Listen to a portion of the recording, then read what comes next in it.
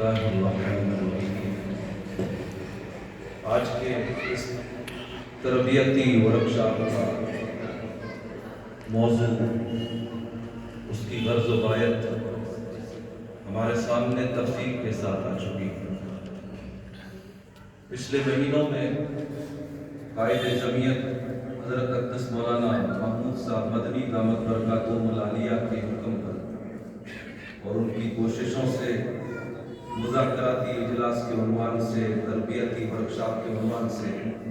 کئی دفعہ دہلی میں اور ملک کے مختلف حصوں میں ملکی اور صوبائی سطح کے ذمہ داران کو جمع کیا گیا، اور ایسے مواقع پر جمعیت علماء کے تمام پروگراموں کو تفصیل کے ساتھ وہاں موجود ذمہ داران کے سامنے رکھا گیا ہے۔ اور آج حضرت مولانا عبداللہ صاحب خالد قاسمی خیر آبادی منتظر رب العالی نے بھی بڑی تفصیل سے یہ چیزیں سامنے رکھتی ہیں۔ ضرورت اس بات کی ہے کہ یہ باتیں صرف کہنے اور سننے کی حد تک محدود نہ رہیں، بلکہ ان تمام چیزوں کو جمعیت علماء ہند کے ان تمام تعمیری پروگراموں کو زمینی سطح پر نافذ کیا جائے، زمینی لیول پر انہیں برپا کیا جائے، جبھی ہماری شخصیت، ہمارا یہ وجود ملک و ملت کے حق میں نافع ہوگا، مفید ہوگا۔ محسن ملت حضرت مولانا علی حسن صاحب مظاہری دامت برکاتہم العالیہ یہاں تشریف فرما ہے۔ حضرت بھی دہلی کے اس مذاکراتی اجلاس کا حصہ تھے اور مرکزی کئی شخصیات وہاں جمع تھی۔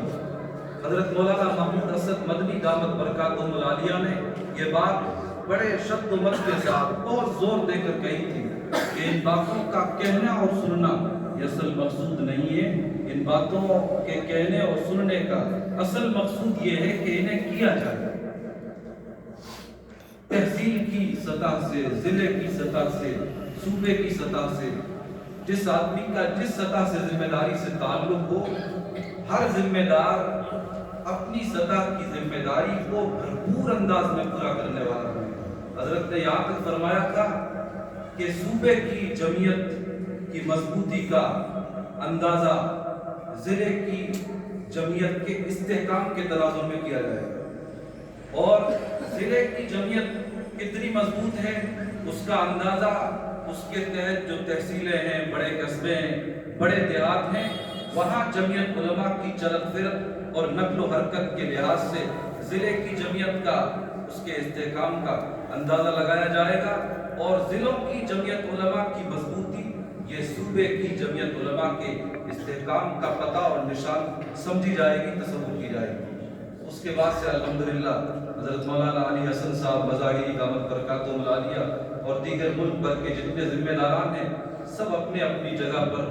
اپنی اپنی ذمہ داریوں کو پہلے سے نبھاتے آ رہے ہیں، اور الحمدللہ اب ان ذمہ داریوں کی انجام دہی میں اور زیادہ حساسیت اور زیادہ نقل و حرکت ہر جگہ دیکھنے میں آ رہی ہے۔ حضرت محسن ملت متحدہ پنجاب کے صدر محترم حضرت مولانا علی حسن صاحب مظاہری دامت برکاتہم العالیہ کی موجودگی میں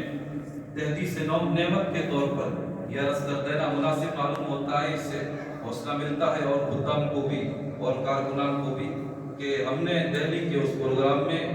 جب 6 نکاتی پروگرام کی تفصیل وہاں سامنے آئی تو اس وقت یہ وعدہ کیا تھا کہ انشاءاللہ ہم یہاں سے پہنچتے ہی اولین مرحلے کے طور پر 2 کاموں کو ترجیحی بنیادوں پر کریں گے۔ سب سے پہلا کام تعلیمی جدوجہد، اور دوسرا کام سماجی خدمات۔ الحمدللہ تعلیمی جدوجہد کے تحت تعلیمی بیداری کے عنوان سے ہمارے یہاں مستقل پروگرام بھی ہوتے ہیں۔ ابھی چند مہینے پہلے حضرت مولانا حکیم الدین صاحب قاسمی دامت برکاتہم ناظم عمومی جمعیت علماء ہند بھی تشریف لائے تھے، اس کا بھی مین ایجنڈا یہی تھا، مین مدعا اس پروگرام کا بھی یہی تھا، اور حضرت کی آمد کے بعد سے الحمدللہ منظم مکاتب کا سلسلہ وہاں قائم ہونے جا رہا ہے۔ بالکل ابتدائی طور پر 3 مکاتب ہیں الحمدللہ وہاں جمعیت علماء ہند کے پلیٹ فارم سے دینی تعلیمی بورڈ کا جو منظم نظام ہے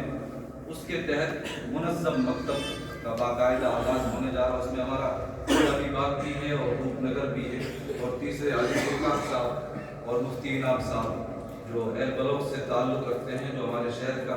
ایک VIP علاقہ، اور یہ کہیے کہ جمعیت علماء لدھیانہ کے لیے یہ علاقہ ریڑھ کی ہڈی کی حیثیت رکھتا ہے، تو وہاں کی مسجد میں بھی منظم مکتب کا آغاز بالکل ہونے جا رہا ہے، اور ان تینوں جگہوں پر جب منظم مکتب کا آغاز ہو جائے گا اور اس کی برکات، اس کے فوائد جب دوسرے شہر کے علاقوں اور وہاں کے مکینوں کے سامنے آئیں گے تو انشاءاللہ یہ سلسلہ بآسانی بتدریج اور آگے بڑھایا جائے گا۔